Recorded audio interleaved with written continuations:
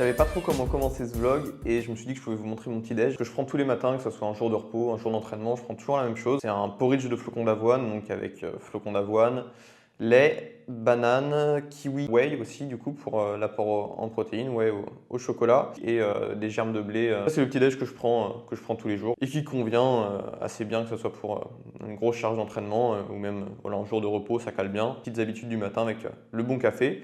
Je voulais vous parler aujourd'hui du coup de pédale et du geste parfait. Est-ce que déjà le coup de pédale a un lien avec la performance? Est-ce qu'on peut l'améliorer? Est-ce que ça améliorera notre performance? Déjà le coup de pédale, donc on a ces quatre phases du pédalage, hein, la poussée vers le bas, la poussée vers l'arrière, la tirée, la poussée vers l'avant et ainsi de suite. Ces quatre phases participent à la production de puissance, principalement la phase de poussée, hein, c'est plus de 90% de la puissance. Voilà, est-ce qu'on peut aussi optimiser les autres phases, et notamment quand on va parler d'un coup de pédale efficient, c'est quelque chose qu'on va pouvoir mesurer avec des capteurs de puissance spécifiques, ou les capteurs de puissance dans les pédales notamment proposent aussi ces indicateurs pour voir si on arrive à appliquer de la force dans le même sens que le mouvement, et ça c'est une transmission de force qui serait en théorie le plus efficace et optimal, parce que bah voilà, quand on applique de la force vers le bas et que le mouvement est vers le bas, quand on applique de la force vers l'arrière, vers le haut et ainsi de suite.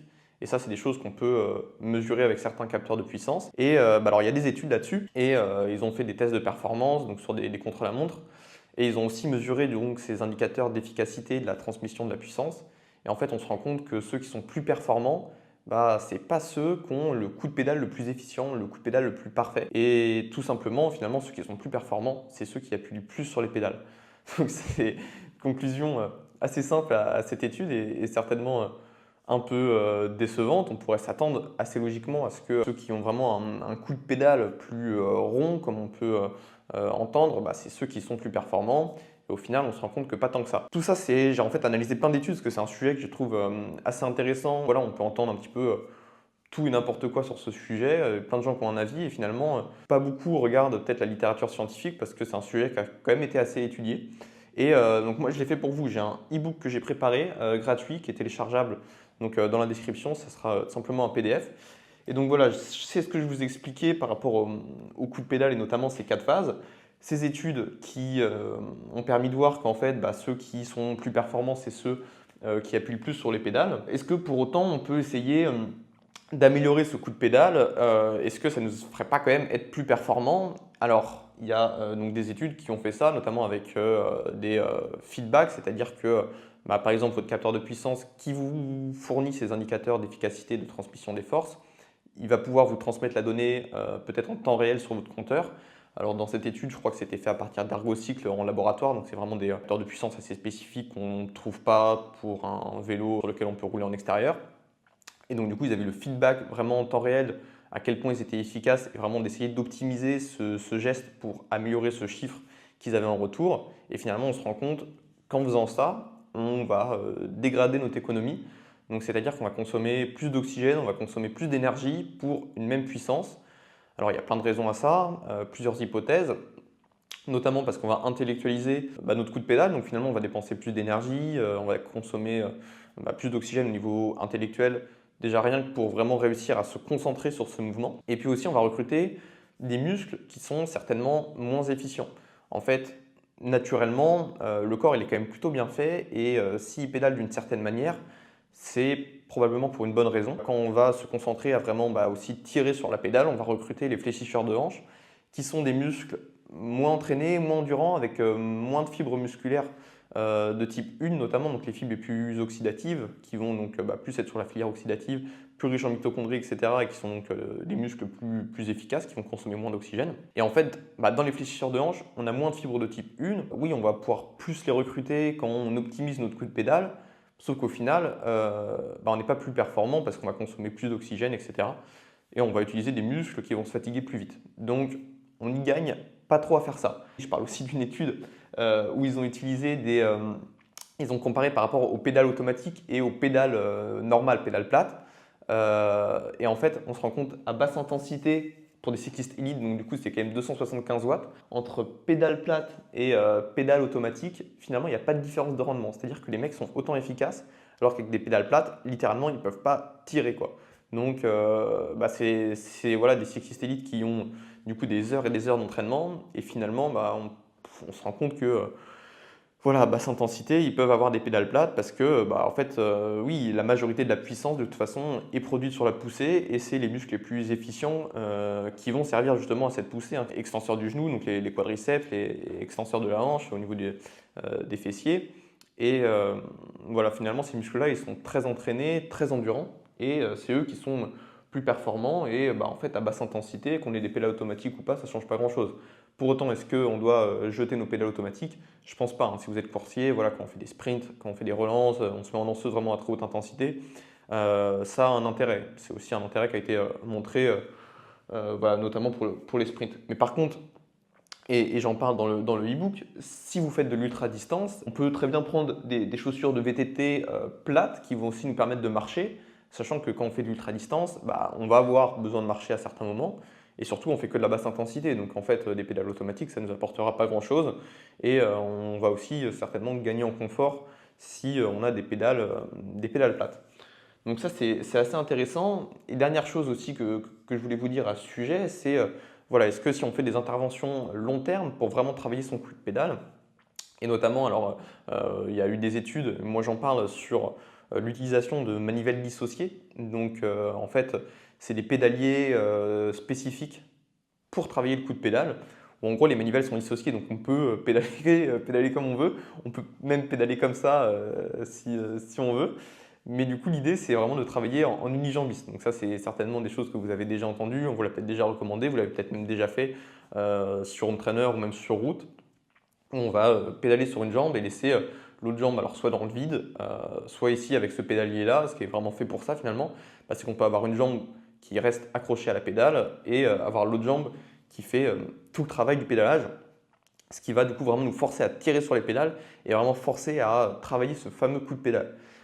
Est-ce que ça fonctionne? Est-ce que sur des protocoles, alors je ne me souviens plus, mais je crois que c'est 5-6 semaines, de toute façon vous pourrez retrouver toutes les références dans le e-book, c'est ouais, 5 semaines et 6 semaines, ça n'a pas amélioré les performances. Donc, c'est-à-dire que les gars, ils sont entraînés, je crois que c'était 2-3 fois par semaine, en plus de leur entraînement habituel. Ils sont entraînés avec ce pédalier dissocié et ça n'a pas amélioré leur performance. Que l'unijambiste, du coup, c'est un exo qui est pertinent. Moi, je pense pas, parce que finalement, on a quand même plusieurs études. Alors, il n'y en a pas 50, hein, mais il y a quand même plusieurs études qui ont vraiment le pédalier parfait, optimisé pour travailler ça pendant 5-6 semaines. C'est quand même conséquent. Et finalement, ça n'a pas amélioré leur performance. Voilà, moi, c'est pas un exercice que j'utilise, pas un exercice que je recommande. C'est un truc que j'aime bien dire aussi par rapport à l'entraînement, c'est que l'entraînement qu'on fait, aussi, c'est un entraînement qu'on ne fait pas. Donc, si on fait de l'unijambiste, c'est peut-être une séance de PMA, une séance de zone 2 ou n'importe quel autre entraînement probablement plus efficace qu'on ne fait pas. Et finalement, on aurait plus progressé à faire autre chose.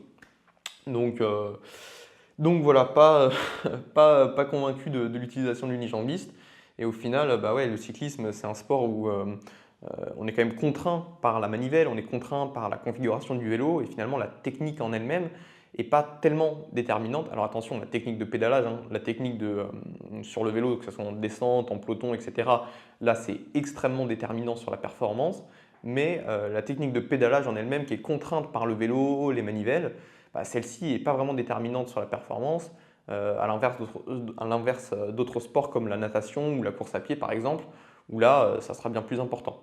Donc voilà, si c'est un sujet qui vous intéresse, j'en parle. J'en parle aussi comment on peut justement améliorer quand même son efficience de pédalage avec une petite intervention et notamment sur la position. Parce que voilà, l'efficience de pédalage, c'est quelque chose qui va s'améliorer avec le temps, les années, donc ce qu'on va mesurer par l'économie ou le rendement. Et voilà, il n'y a pas de raccourci à ça finalement, c'est les heures d'entraînement, c'est en fait nos muscles qui vont devenir de plus en plus efficaces, de plus en plus donc, de fibres de type 1, de plus en plus de mitochondries. Et c'est ça qui, sur le long terme, va nous rendre un meilleur cycliste et être plus efficient et consommer moins d'énergie pour une même puissance. Mais voilà, la conclusion de tout ça, c'est qu'il n'y a pas de raccourci et malheureusement, on ne peut pas simplement en travaillant notre coup de pédale améliorer notre performance et améliorer vraiment cette économie. Et ouais, pas de raccourci, il faut passer par les heures d'entraînement. Donc voilà, ce e-book, il est disponible gratuitement dans la description. Je parle aussi de la cadence, quelle est la cadence idéale en cyclisme. Et voilà, pareil, on entend pas mal de choses sur la cadence. Je voulais vraiment faire voilà, une analyse scientifique vraiment de tout ce qui est autour du geste en cyclisme. C'est pour ça que j'ai appelé ce petit livre Le geste parfait. Et voilà, vous pourrez retrouver toutes les références aussi que j'ai utilisées. Il y en a plus d'une trentaine, je crois 35, 36. Et voilà, donc c'est gratuit, n'hésitez pas. Le lien, il est dans la description. Moi, je vais me préparer pour aller rouler. Ouais, il fait pas ultra beau, je suis un peu dégoûté. Il s'était annoncé, mais voilà, du coup, hier, j'ai fait une belle sortie, j'en ai profité, il faisait plutôt beau, donc j'ai fait un petit peu plus que prévu au cas où il fasse pas beau aujourd'hui. Donc, je sais pas trop ce que je vais faire, je vais sortir et puis je pense que j'adapterai, peut-être éventuellement un petit rappel chaleur, je vais en profiter vu qu'il fait pas très beau, peut-être que je ferai une partie dehors et une partie sur l'home trainer pour retravailler la chaleur, sachant qu'en fin de semaine prochaine, les grosses chaleurs vont revenir et je serai directement sur une course par étape, donc faudra y être préparé. Donc je vais certainement faire ça.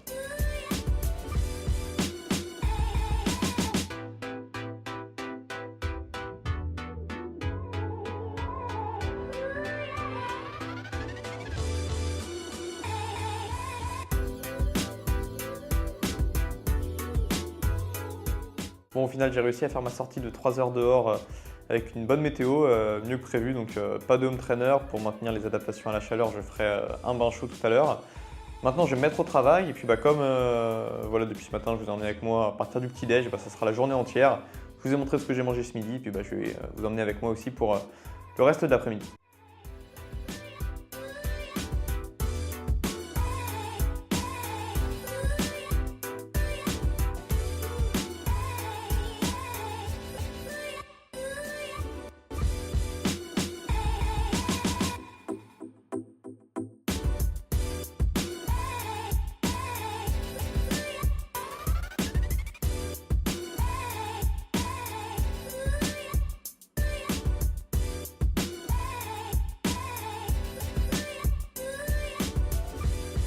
Je suis sur la route pour le championnat régional. Voilà, on est samedi.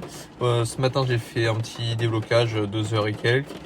Hier, j'ai pas filmé. J'ai travaillé toute la journée, fait un petit peu d'home trainer tranquille à l'heure récup. Et voilà, là, je fais la route sous l'orage. C'est absolument pas motivant. Je suis en train de me demander dans quelle mission je suis en train de me lancer là. Championnat régional en montagne avec les orages. Ça va être quelque chose, je pense. Voilà, en tout cas, déjà sur la route en voiture, c'est pas drôle. Donc là, je m'imagine sur le vélo demain. Donc bon, on verra. Je vais continuer la route, faire mon petit goûter. Là, j'ai un riolet que je m'étais préparé. Et puis je vais reprendre la route et voilà, je vous referai un petit débrief demain de comment s'est passée la mission championnat régional.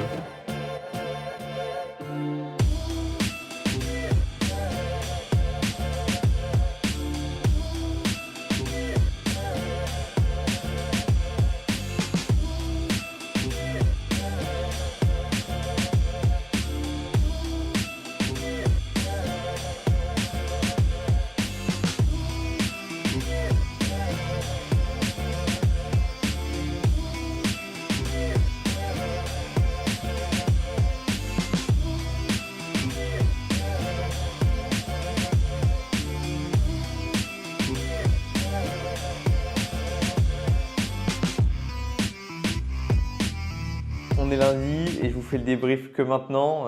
Voilà, j'ai filmé un peu toutes mes péripéties, mais ça a été une très longue journée hier. J'ai bien cru qu'il n'y aurait pas de course du tout. Voilà, j'ai fendu un de mes pneus en roulant sur une pierre en allant sur le départ de la course. Bien sûr, ça n'était pas réparable avec une petite bombe anti-crevaison. J'ai pas de roue de secours dans ma voiture. J'ai quand même essayé d'aller sur le lieu de la course parce qu'il restait vraiment genre 4 km. Mais quand j'ai vu des bouts de pneus voler sur la route, je me suis dit qu'il fallait peut-être mieux que je m'arrête. Voilà, j'ai pu appeler un assistant de l'équipe qui est venu me chercher, qui m'a emmené au départ. Donc j'ai laissé ma voiture sur le bord de la route avec un pneu explosé et moi je suis allé faire ma course. Je suis arrivé peut-être même pas une demi-heure avant le départ. Et voilà, il fallait déjà se reconcentrer, repartir dans la course sans être échauffé ni rien.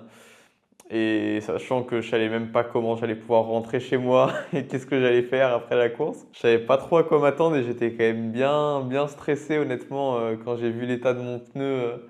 J'étais quand même un peu inquiet et c'est en plus la première fois que ça m'arrive donc Bon, c'est toujours un peu stressant dans ce genre de situation. Mais la course s'est quand même bien passée. Je suis vraiment super content. Je fais toute la course devant. Je suis parti en échappée à 3 dès le 3-4e kilomètre. Et bon, jusqu'à la fin de la course, au final, je fais quatrième donc du championnat régional de la région sud. Donc c'est cool, une belle course. Je vous mettrai quelques stats ici. Et sinon, c'est sur mon Strava. Ça confirme aussi les derniers tests lactate que j'ai fait la semaine dernière. Où voilà, depuis la fin de saison dernière, j'ai gagné 30 watts au premier seuil, 30 watts au second seuil. Et par rapport à la même période l'an dernier, ouais, ça doit faire 50 watts au premier seuil et 50 watts de plus au deuxième seuil. Donc c'est énorme. Et maintenant, là, je le sens sur une épreuve du coup de montagne où bah, j'arrive à tenir à mon deuxième seuil autour des 300 watts sans problème et dans la durée. Donc c'est vraiment positif, c'est cool. C'était une belle journée malgré les conditions pourries et malgré ma condition hors vélo et ma voiture dans un mauvais état. Au final, du coup, bah, galère quand même parce que j'ai appelé l'assurance, etc. Et j'ai été rapatrié donc en taxi hier soir. Je suis rentré du coup super tard. Et voilà ma voiture à l'heure où j'enregistre cette vidéo là, donc lundi fin de journée. Et encore, euh, et encore par là-bas du côté de Nice, il va falloir qu'elle soit réparée, etc., qu'ils changent le pneu et tout. Après, il faut la récupérer parce que moi je suis à Grenoble, quoi. Bref, un peu galère tout ça. Mais bon, ça reste quand même, quand il y a une bonne course, la journée est bonne. C'est comme quand il y a un bon entraînement. Bon, bah, il y a une bonne journée, il peut se passer n'importe quoi tant qu'on a fait un bon entraînement, ça sera une bonne journée. Bon, bah là, c'est un peu pareil. Voilà, du coup, maintenant, le programme de la semaine, bah, aujourd'hui, c'était récup, repos complet. Et puis, voilà, demain, ça sera une petite endurance tranquille autour de 3 heures, une sortie récup, un déblocage. Et ensuite, après, j'enchaîne sur le Tour du Beaujolais. Donc, j'essaierai de terminer le vlog voilà, avec quelques images du Tour du Beaujolais en fin de cette semaine.